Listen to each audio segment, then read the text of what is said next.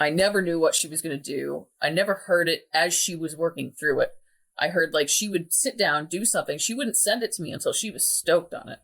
And then by the time it got to me, it's like this finished, finite idea. I think that was the coolest part of not being in the same room.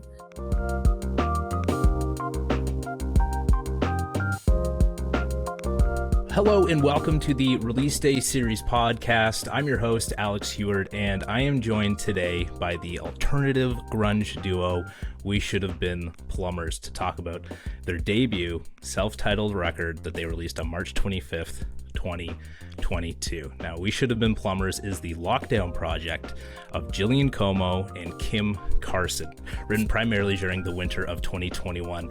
And as their main projects fell on hold due to the pandemic, the two embarked on a remote songwriting project, with Jillian residing in Burlington, Vermont, and Kim in Halifax, Nova Scotia. So that is really what I'm excited to dive into. That and the EP, but just how they put this EP together is really what is intriguing to me. So, broadcasting from the traditional territory of the First Peoples of the Williams Treaties First Nations, the Mississaugas of the Credit, the Anishinaabeg, the Chippewa, the Haudenosaunee, Wendat, Inuit, and Métis peoples, this is my conversation with We Should've Been Plumbers. Kim, Jillian, welcome to the show. Awesome EP. Love it. Thanks for having us. This is awesome. Can you guys jump into a little bit right away about the album and sort of how it was born? Sure. Well, yeah. I mean, obviously we had gone. The pandemic was underway, and Jill and I were in different countries, different places. But we're great friends. We played in like a motorcycle together.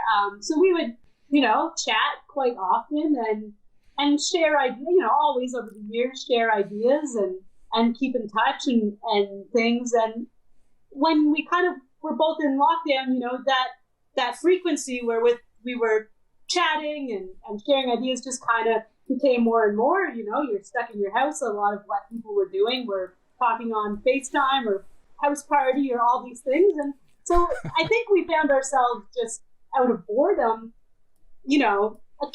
connecting more than ever. But then eventually you kind of run out of things to talk about. Nothing's going on. And I think just almost in a need to like sort of keep the friendship going and keep that, not the friendship, but to keep our communication open. I think we just started, like Jill was like, oh, you want to listen to this? Or I wrote this, or try, like, do you want to put a bass line down on this? And so these little things that were almost like our way of staying connected sort of slowly turned into, well, what this record is. But yeah, I mean, I think more or less that's sort of how it started. Yeah, that's awesome. So again, you guys played in bands previously, so you have sort of a history of songwriting together? Totally, yeah. And the whole time, like as soon as I met Kim, within weeks we were in a basement playing music with other people that were roommates or friends or girlfriends or whatever. And then we had this little band briefly called the Stay at Home Dads. And then like a motorcycle and yeah, it's just, we've been writing together forever in one capacity or another. So it just happened very easily. Like, I think something that's always been the same for us is that we find it really easy to write together. I've written with other people in my life where it kind of felt more like work, but with Kim, it's kind of just always fun, always easy. Songs come together really quickly. They either come together quickly or they don't at all, kind of thing. And now it used usually songs. So Kim, did you write, like, do you both kind of take lyrics? Because I know Jillian, you sort of took lead on guitars, at least coming up with main rhythms and kind of going with that. And then Kim, you're the lyricist. I'm sure there's some collaboration in yeah. There, but well, yeah. In this instance, just again, sort of what naturally happened was it started with Jill would send like a guitar track basically, and then I would put a bass track down on it.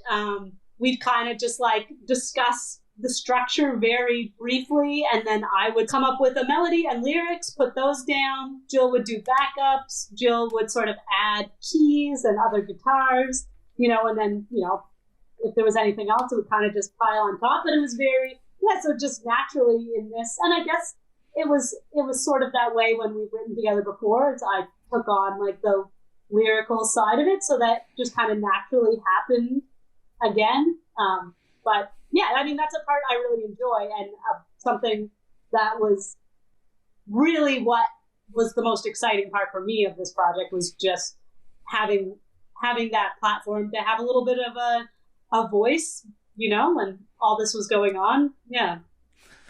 Are these sort of like pandemic songs, or have you been working on them for a while? I mean, they feel pretty personal. They feel, it's very, Cured Me of That, Sad and Lonely. I mean, the title's kind of, Cured Me of That's a little obscure, but when you get into it, it feels really, like you've been through a lot to put some of these songs together. Yeah, I'm pretty dramatic.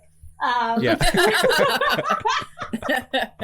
So all these songs came, like, none of this material was really like sitting around, it all came together, like some little ideas here and there for sure, like the idea, like kind of the idea of Sad and Lonely and where that came from was sort of something that had been like rolling around in my head a little bit, but nothing was sort of there. We weren't really grabbing pieces of things that already existed. Everything was very much like something new, something added, something expanded upon that was happening sort of in the moment. So Larger Than Life is clearly a Backstreet Boys cover. Talk to me about where that sort of fit itself in here, because it's a really cool version. Oh, well, thank you. Jill, do you want to sort of like talk about how it happened? I can take that one. Well, I mean, I don't. That was funny. So we were working on this track that was kind of slower. I guess most of the music you hear on the track now was kind of there. But I was doing these like really complicated sort of keys things over it that I was really excited about. And then Kim was working on like lyrics and she sent a track back to me. She's like, we were actually, up until then, we were calling it the lullaby. And then she sent a vocal track back to me and she goes, listen to this. And she was like, just hear me out. Just hear me out kind of thing. And I was like, okay. And it was funny because when she was singing it, we both like the Backstreet Boys. I did not even register what the song was the first time I listened to it. And she was totally like looking at me like, you know what I mean? I was like, you're really profound lyrics, Kim. Yeah, really. I was like, I don't know what you are looking for from me right now, kind of thing. And she was like, dude. And I was like, oh my God, it's a Backstreet Boys song. And then we just kind of, honestly, we were like, well, this sounds pretty cool. And I don't know if I think she originally sent that to me half joking. And then we both just liked it. And we were like, fuck it, let's do it. This is cool. Whatever, Yeah. Yeah, well, I was just like, trying to come up with the melody or whatever when we kind of got to the part where, lyrics were needed. And all I could hear was this, like, I was like, man, I can just hear that song. And I just like Googled the lyrics and I kind of, to make it fit into what we already had, I just had to like chop the last line off the verses, which kind of worked out because the last lines are kind of stupid anyway. So I just like docked the shit I didn't like off of it. And I was like, I just sang it as a joke. And like, that's literally the version you hear. Like the vocal take is me just trying to make Jill laugh, which didn't really work, but then it ended up being the song. That's awesome. True. And with this music, I mean, I've heard like a motorcycle. I feel like that's pretty like a bit heavier than a little bit than this. Is this, is it nice to sort of be able to kind of start a project like this to you and do something, it's still heavy. It still has your distorted bass, mm-hmm. right, Kim? I guess that with that killer bass pedal that you Jillian gave you. But is it kind of nice to be able to have a side project like this to do something a little bit different? Well, yeah, and I think it was like so important to like fill that time, right? And then when you're at home and you're sort of like sitting, and you're not in a room with people writing, which is sort of the Like a Motorcycle vibe. The music you write just takes on a different life, right? Like you're not, I don't know, I wasn't in the mood to write like an angry punk song because that wasn't like the headspace I was in, I was kind of just like feeling, very depressed and just feeling sort of, like sad and confused and just having that time to sit with your feelings too, right? So like all these sort of external factors came into play, and that's sort of what came out of it. So yeah, of course it was like it was very nice. It was nice to have the time, you know, in one way, and that kind of forced us to do something something different than what we've both been sort of doing for the last little while. Kind of brought us back to our roots, I guess, a little bit. And there was lots of things that I think we both sort of did during that time. And I like to think that I didn't waste the time and I used it, but I think that we were lucky that we connected in that way and we were able to do this because, you know, it wouldn't have happened otherwise. You know what I mean? Like this project may not have happened had we sort of not been in kind of a shitty situation, you know? If you go back to, because like Kim and I started Like a Motorcycle, it was the two of us. And if you go back to the earliest songs that we wrote in Like a Motorcycle, they're really not unlike what we've done here. I won't say they're exactly the same because we've grown as people and we're better at our instruments, things like that, which is nice. But in general, when we started with just the two of us and kind of came back to writing that way, I think yeah, Like a Motorcycle took different turns right through time and ended up sounding like something different, but it started out sounding like this. So oh, cool. Yeah, so you guys were able to sort of pick up almost where you left off, and yeah, that's awesome. So I mean again, you know, like lyrically it's nice because there's things that anybody can really relate to, you know, depending on what kind of a situation they're in. And I think that, you know, lyrically behind these songs, I mean, as much as it's probably, you know, derived from some difficult situations, it's very universal and things that people can take, you know, no matter who you are, you know. But if you're in a situation where you just need something like this as comfort, I think that the music and the lyrics very much provide a sense of you know, comfort or understanding for people in difficult situations. Well, yeah, and it was important to us too, like the timing of the release, you know, because most of the record had been written the year before. It was important for us to sort of time it so it came out again in the winter, you know. Obviously the pandemic was still happening, which I mean is shitty, but great, I guess, for the consumption of this record, if that's how you're feeling.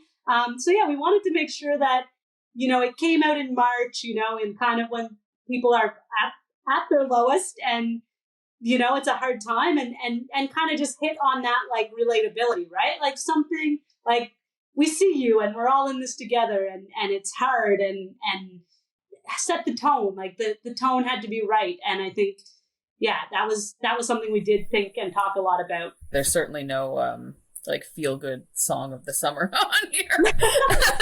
You know? Well, I mean, if you want to look at larger than life, maybe, but no. But here's the thing: is that like I think it kind of has that. You know, again, it could be pandemic related, but I think it goes beyond that. I think I could listen to this in 2 years, 3 years from now when.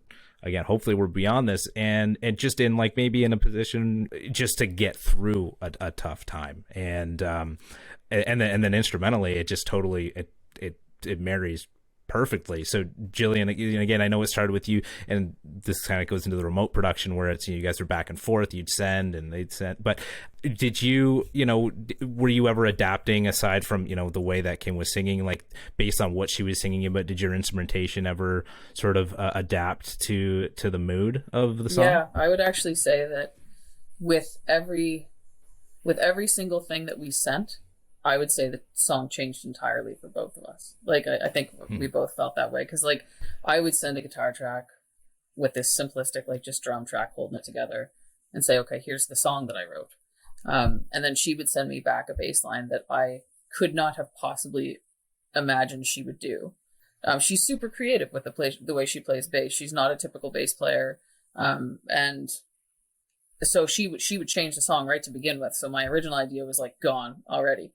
And then when she did that, I would be like, okay, what can I do to play with what she's done? I'd send back maybe some leads or something.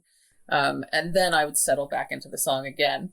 and be like, okay, we got the bass, we got the guitar, things are sounding really good. Got it. Okay, I know what this is.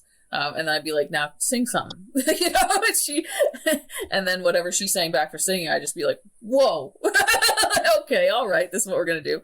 And I loved it. The thing is, I loved it every single time. And I think that was the coolest part of not being in the same room, is because I never knew what she was gonna do. I never heard it as she was working through it. I heard like she would sit down, do something. She wouldn't send it to me until she was stoked on it. And then by the time it got to me, it's like this finished, finite idea. And I think, yeah, like it changed a lot. And then like sometimes you know what? I don't think that the lyrical content ever changed this tone of the song, because I think that Kim and I both feel kind of attracted to juxtaposition. Like if it was a sad song that she put sad lyrics on, it was like, okay, it makes sense. And if it was a happy sounding song that she put sad lyrics on or whatever, it was just like, I mean, that's kind of cool too. Like it gives you this feeling, but it doesn't sound like what you're saying, but it still makes sense. A lot of like, you know, was there, you know, obviously the back and forth was a lot of back and forth to try and finish each song. The time passed really quickly actually when we were doing it. Like I said, kind of because songs come together quickly for us. Like there's one or two songs that we really struggled with, and they just ended up in the garbage. So we basically like it's kind of like it's either easy or it's not happening. It's how we work. So yeah, I don't know if you want to add on to that, Kim, but well, yeah, I mean that's exactly it. Yeah, like one song even like made it through the whole process. Like there's a song, it's mixed, mastered, and like I just had such a hard time with it. I could not, like, you know, you'd have these and it just kept going, and we had it, and then about a week ago, I said to Jill, I was like, what do you want to do with that song? And Jill said, nothing, throw it out. Like, I was like, have you listened to it? It's garbage. Like, you know? And we laughed because we both, I think, felt it was garbage in the beginning. Well, again, so remotely doing this, you never meeting up once, and to my understanding, you still haven't. What was that process then of sending? What you was just sending Google Drive stuff and then compiling into like how did the production of Alex, building this happen? I'll tell you this, it was such a mess. Like it was. So when we started this, also, it's like I've never been someone who recorded stuff at home.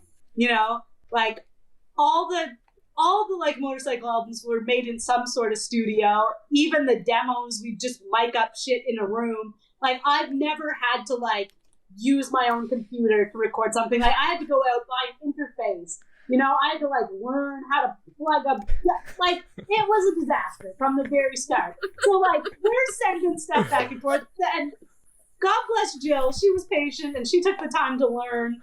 And you know, but like kids send something, she'll be like, I can't hear this. Like, can't hear what you're doing. Like, she'd be like, oh, it sounds like the mic is down your throat, bud. She'd say, like, you know, I had a mic from the Value Village. I tracked all the vocals for that record on a mic I got for $12 at the Value Village, and our dear friend Andrew Gagne, who mixed the record, was just like, don't do that again. Like he was even more mad at me than he was at you, because I got a $40 podcast mic from Amazon, and he was just like, and this mic had like built-in reverb, like it was on already, so it made it so he could not treat my vocal tracks. And he was like, wow, I can't. He's like, you need to send this to me without the reverb. I was like, that doesn't exist, my friend.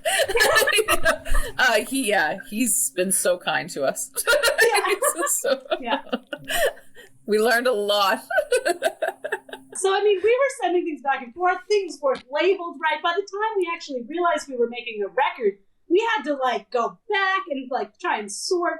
You know what I mean? Like, try and actually get, okay, we're making a record. Like, we need to be organized about this. We need to, like, have some sort of, like, idea of where things are and get some gear or something. But, I mean, it didn't really happen. And we somehow just, like, navigated our way through this, and just as an example to you as well, when it came time to send the stems to somebody to mix for us, I actually asked if I could mail my laptop.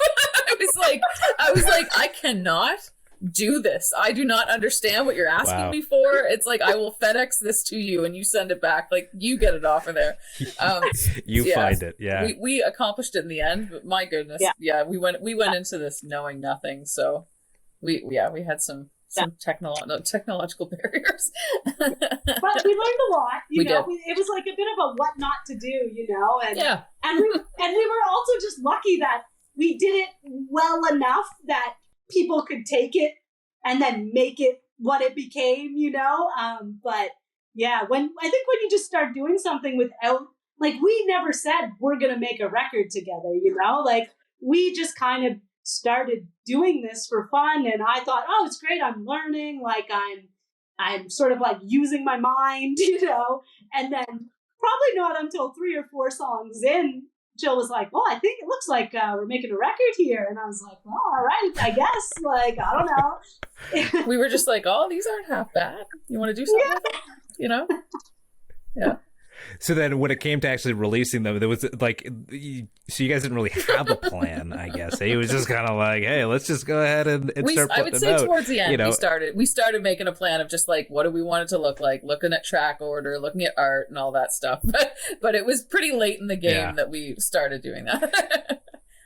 Right. Yeah, well, you know what, and it's funny you say that, and I hope, like, I'm going to say this I guess as carefully as possible, but I think it's that production in the way that you say you use the $12 mic. I think you know, whatever Andrew was able to do with it, I think it worked. But I think that's what I love about it. I think that's sort of that feeling of like closeness that you feel with it.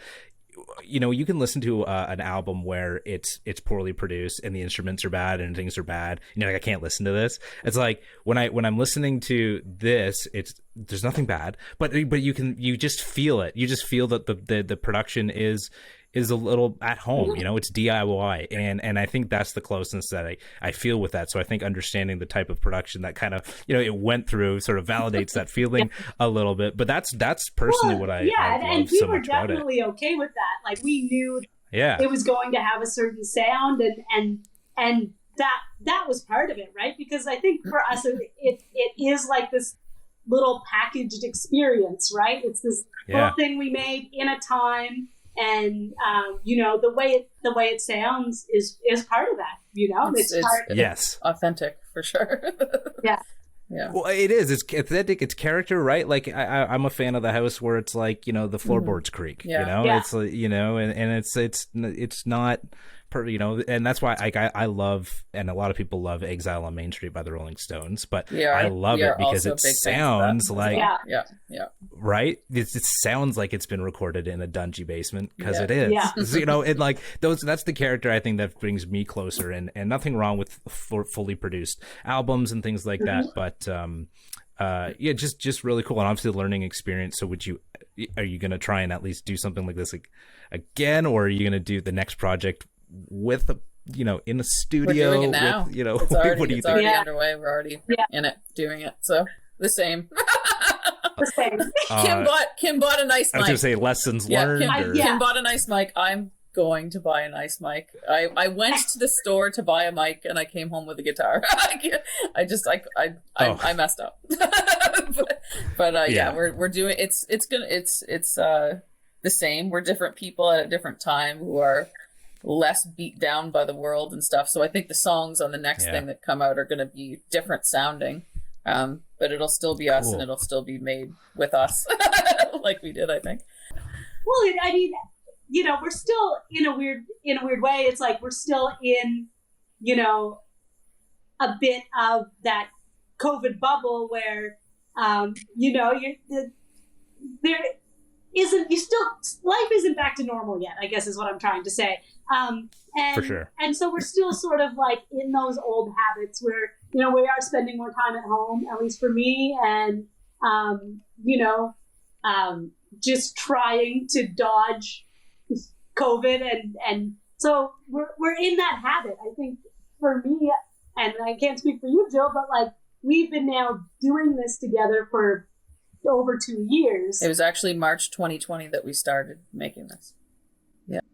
Yeah. So it's you just don't stop doing those things, you know, that when you create that habit, it's like, you know, part of the things on my list to do every week is, something to do with this project, even if it's just a little thing, or I'm thinking about ideas, or I'm thinking about something Jill sent me. So I think once you get into the habit with something, if you still feel inspired, you can't just like put it in the box and shut the box, I guess. It's right. And after, just hearing you say that, like, did this project give you a bit more of a sense of purpose too? I know when this thing happened, I lost my job for a bit when it all happened, and I was kind of like, I've got to find something to keep me going every day. Yes, my wife and son definitely do that, but when they're away or they're busy, right, it's like I got to try and keep myself busy and have something to be working towards. That having this on your plate is something to be looking to doing, maybe, it's still mentally draining, but still like give you a bit of, I don't know if hope is maybe too dramatic. Yeah, it did for me, for sure. I'll let Kim answer for herself as well, but like, I'd say that this alone kept me going for a period of time, for sure. Like, I was already in isolation. Like, I'm not going to get into the whole story, but like, I moved to the US in 2018, and my mom died 6 months or something after I moved there. I was going through a super, super dark time. And then as I was just sort of navigating that grief, COVID happened. And I was already isolated, and my entire life still today exists in Halifax. And it's like, that's where my people are. That's where all my musical friends are. So making this with Kim, because I was making music by myself leading up to that, but it's not fulfilling in the same way as like making something with my best friend kind of thing. So I can say for me, this literally got me through that chunk of time, for sure. It was just this. No, I would agree. Like, just, with like a motorcycle, which had been my main sort of focus, really leading right up until COVID, and us putting out our record and then not being able to tour it, and then everything constantly being rebooked and then being canceled, and just not being on the road, which is something I'd grown obviously so accustomed to. Like, that was a really big part of my identity and how I like felt good in the world. And when all that went away, it was like really, it was really hard. And not being able to be in a room with those people, and just learning to like navigate sort of that online culture and having to connect with people in such a different way than I was used to. Like this project, just having a place to put my voice, I think, and feeling like I had a place to say what I wanted to say was like a really big, it was a lifesaver, honestly. Yeah. Well, it's going to be cool to see you guys as well once you get out. Are you going to play live these tunes? Are you going to try to at some point? How are you going to do that? Just give you a little wink. Is that going to be possible? Little wink. Yeah. We would like to. We're trying to figure out the logistics of that at this point, but yeah, it would be cool. Well, Kim, Jillian, again, love this. A great story. I'm so glad that it was, music was also a bit healing for you during this process to come out with this EP, and I'm excited to see the next project. I'm usually very apprehensive of saying I can't wait for new music because I know how much it takes to do that, but I'm excited to hear that you have new music on the way. So thank you both for joining me on the Release Day Series podcast. Thanks for having us. Awesome. Thank you so much for having us. Yeah. You can discover more podcast episodes as well as our limited video series on our website, www.releasedayseries.com. And if you'd like to support the show, we've added that option to the website as well. Send us $1, $3, $5, whatever you'd like. Any support helps. But most importantly, we appreciate you listening and sharing the podcast.